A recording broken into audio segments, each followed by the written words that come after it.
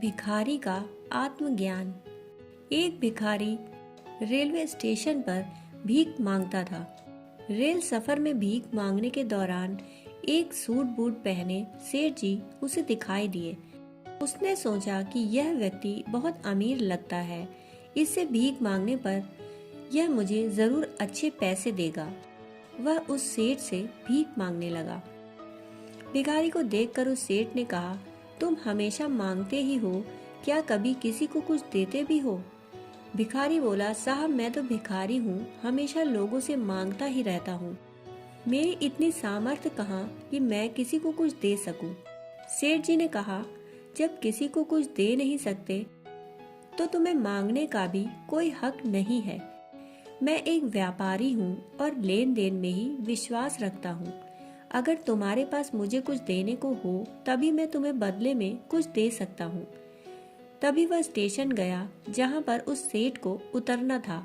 वह ट्रेन से उतरा और चला गया। इधर भिखारी सेठ के द्वारा कही गई बात के बारे में सोचने लगा। सेठ के द्वारा कही गई बात उस भिखारी के दिल में उतर गई। वह सोचने लगा कि शायद मुझे भिक्षा में अधिक पैसा इसलिए नहीं मिलता क्योंकि मैं उसके बदले में किसी को कुछ दे नहीं पाता हूँ। लेकिन मैं तो भिखारी हूँ, किसी को कुछ देने लायक भी नहीं हूँ। लेकिन कब तक मैं लोगों को बिना कुछ दिए केवल मांगता ही रहूंगा। बहुत सोचने के बाद भिखारी ने निर्णय किया कि जो भी व्यक्ति उसे भीख देगा उसके बदले में वह भी उस व्यक्ति को कुछ जरूर देगा। लेकिन अब उसके दिमाग में यह प्रश्न चल रहा था कि वह खुद भिखारी है तो भीख के बदले में वह दूसरों को क्या दे सकता है। इस बात को सोचते हुए दिन भर गुजरा, लेकिन उसे अपने प्रश्न का कोई उत्तर नहीं मिला। दूसरे दिन जब वह स्टेशन के पास बैठा हुआ था तभी उसकी नजर कुछ फूलों पर पड़ी जो स्टेशन के आसपास के पौधों पर खिल रहे थे।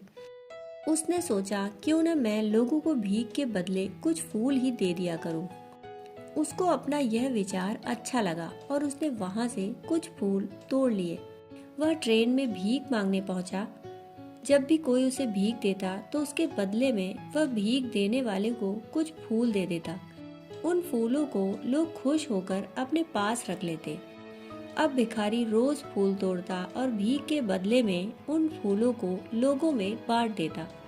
कुछ ही दिनों में उसने महसूस किया कि अब उसे बहुत अधिक लोग भीख देने लगे हैं।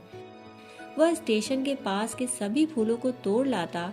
जब तक उसके पास फूल रहते तब तक उसे बहुत से लोग भीख देते।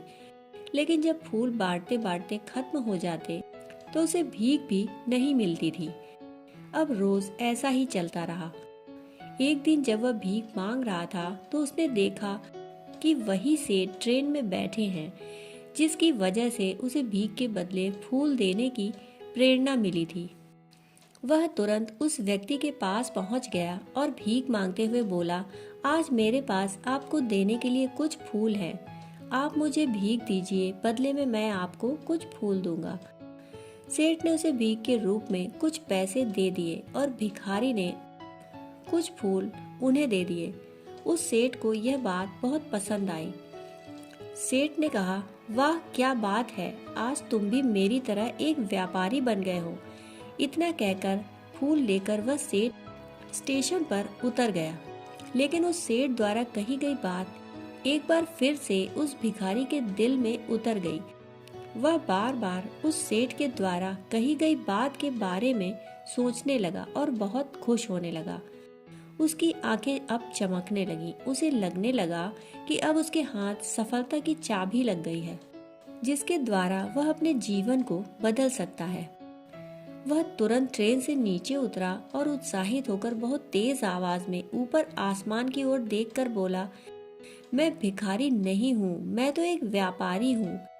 मैं भी उस सेठ जैसा बन सकता हूँ, मैं भी अमीर बन सकता हूँ। लोगों ने उसे देखा तो सोचा कि शायद यह भिखारी पागल हो गया है। अगले दिन से वह भिखारी उस स्टेशन पर फिर कभी नहीं दिखा। एक वर्ष बाद इसी स्टेशन पर दो व्यक्ति सूट बूट पहने हुए यात्रा कर रहे थे। दोनों ने एक दूसरे को देखा तो उनमें से एक ने दूसरे को हाथ जोड़कर प्रणाम किया और कहा, क्या आपने मुझे पहचाना? दूसरे ने कहा, नहीं तो शायद हम लोग पहली बार मिल रहे हैं। उस भिखारी ने कहा, सेठ जी आप याद कीजिए, हम पहली बार नहीं बल्कि तीसरी बार मिल रहे हैं। सेठ ने कहा, मुझे याद नहीं आ रहा, वैसे हम पहले 2 बार कब मिले थे? अब पहला व्यक्ति मुस्कुराया और बोला, हम पहले भी 2 बार इसी ट्रेन में मिले थे। मैं वही भिखारी हूँ जिसको आपने पहली मुलाकात में बताया कि मुझे जीवन में क्या करना चाहिए, और दूसरी मुलाकात में बताया कि मैं वास्तव में कौन हूँ। नतीजा यह निकला कि आज मैं फूलों का एक बहुत बड़ा व्यापारी हूँ और इसी व्यापार के काम से दूसरे शहर में जा रहा हूँ। आपने मुझे पहली मुलाकात में प्रकृति का नियम बताया था, जिसके अनुसार हमें तभी कुछ मिलता है जब हम कुछ देते हैं। लेन देन का यह नियम वास्तव में काम करता है। मैंने यह बहुत अच्छी तरह से महसूस किया, लेकिन मैं खुद को हमेशा भिखारी ही समझता रहा। इससे ऊपर उठकर मैंने कभी सोचा ही न था। और जब आपसे मेरी दूसरी मुलाकात हुई, तब आपने मुझे बताया कि मैं एक व्यापारी बन चुका हूँ। अब मैं समझ चुका था कि मैं वास्तव में एक भिखारी नहीं बल्कि व्यापारी बन चुका हूँ। भारतीय मनीषियों ने संभवतः इसीलिए स्वयं को जानने पर सबसे अधिक जोर दिया और फिर कहा, सो हम समझ की ही तो बात है। भिखारी ने स्वयं को जब तक भिखारी समझा वह भिखारी रहा। उसने स्वयं को व्यापारी मान लिया तो वह व्यापारी बन गया। इसी प्रकार जिस दिन हम समझ लेंगे कि मैं तो वही हूँ, फिर जानने समझने को रह ही क्या जाएगा। दोस्तों, कहानी सुनने के लिए आपका बहुत बहुत आभार।